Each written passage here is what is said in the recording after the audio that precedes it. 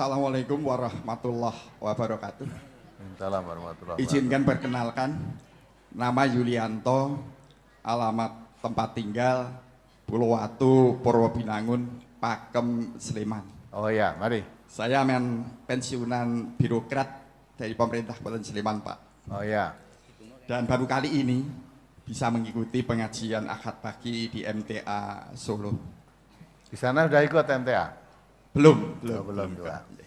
Ya. Yang pertama semacam penyesalan karena pada tahun 2005 kalau nggak salah itu di Kalasan ini diresmikan cabang MTA. Ya. Saya mendapat undangan dalam kapasitas jabatan sebagai camat saat itu, Ya. tapi saya tidak berkesempatan hadir.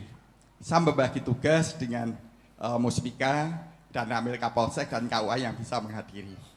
Kalau toh misalnya dulu saya hadir, saya lebih awal mengenal MTA dengan segala pengajian-pengajian yang diberikan. Satu hal yang ingin saya sampaikan, mohon untuk dengan penjelasan. Sekitar 2 bulan yang lalu, sampai saat ini masih, saya diajak istri untuk melakukan puasa Daud. Walaupun saya belum tahu persis dalil yang melandasinya. Mohon kiranya Ustadz untuk bisa memberikan kepada saya dalil yang melandasi puasa Daud itu. Saya hanya berkeyakinan ini ada lebih utama daripada tidak puasa.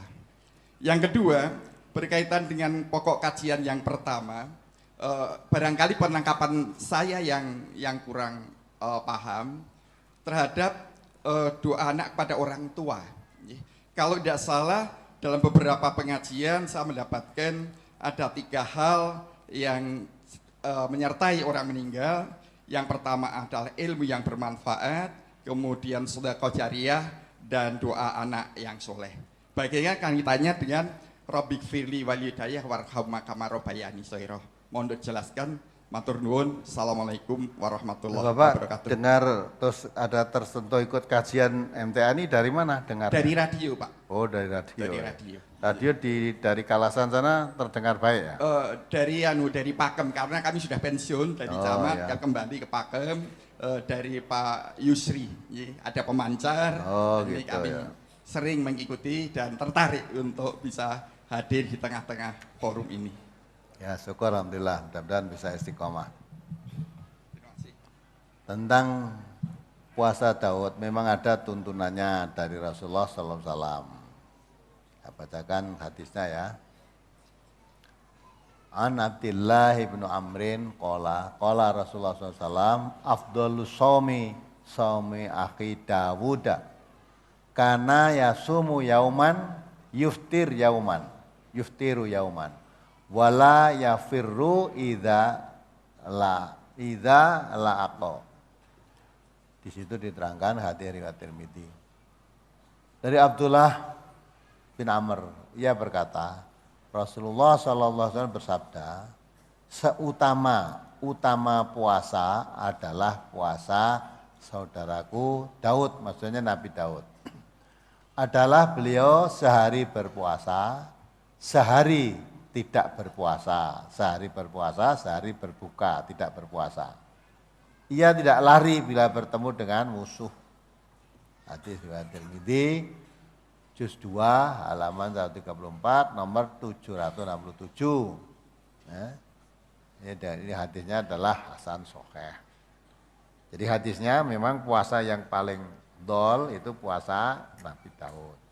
Ada orang bertanya pada Nabi, selain puasa Ramadan ada, saya masih kuat dari itu, ya puasalah kamu. Puasa Senin dan Kamis misalnya, ada masih kuat dari itu lagi. Terus terangkan Nabi sampai kamu boleh puasa sehari, tidak puasa 2 hari. Saya masih lebih kuat dari itu lagi. Sudah puasalah sehari, tidak puasa sehari. Sahabat tadi tanya, saya masih kuat lagi lebih dari itu. Itu seadil-adil puasa. Puasa yang paling adil, lebih dari itu sudah tidak ada. Maka puasa yang paling afdol adalah puasa, sehari tidak puasa. Walaupun kamu masih kuat untuk puasa lebih dari itu, tapi yang paling afdol itu puasanya Nabi Daud, sehari puasa, sehari tidak puasa, sehari puasa dan seterusnya. Itu jadi dalil puasa Daud ada, itu diterangkan oleh Rasulullah seperti itu tadi. Ya. Kemudian doa anak orang tua tadi, itu dengan ayat itu kan karena tadi anaknya dikatakan oleh Rasulullah itu ada 3 hal yang bermanfaat pada orang tuanya tadi, ilmu yang bermanfaat, amal jariah, kemudian yang satu apa tadi?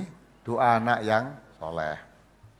Apa hubungannya dengan anak soleh mendoakan pada orang tuanya? Nah itu memang kalau anak yang soleh ya mendoakan pada orang tuanya.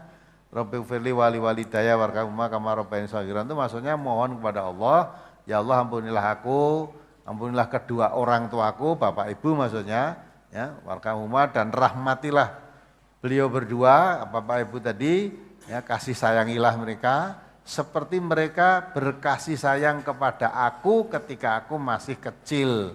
Jadi mohon kepada Allah supaya bapak ibunya itu dikasih sayangi oleh Allah seperti bapak ibu mengasihi sayangi aku anak tadi ketika masih kecil.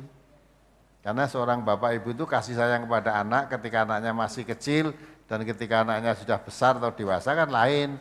Lebih sayang, lebih perhatian kepada anak ketika masih kecil. Maka anak masih kecil itu nggak pernah dimarah oleh orang tuanya, ya tak? Adanya disayang terus, walaupun apa itu tidur ngompol ya tidak dimarahi, tapi kalau udah gede ngompol, dunek-unek kayak karo pak ibu ya tak? Itu, ya itulah tadi supaya Allah tuh betul-betul menyayangi ayah ibunya, seperti ketika ayah ibu kita menyayangi anak atau dirinya masih kecil, itu doa pada orang tua. Doa oleh anak kepada orang tuanya, mohon kepada Allah, itu baik. Termasuk anak yang soleh mesti mau mendoakan orang. Maka seabdul doa ya doa sendiri. Doakan orang tuanya, jangan malah minta didoakan oleh orang lain, dirinya sendiri malah tidak mendoakan. Itu enggak pas itu, wong-wong liya kon ndongake malah dirinya tidak mendoakan. Nah,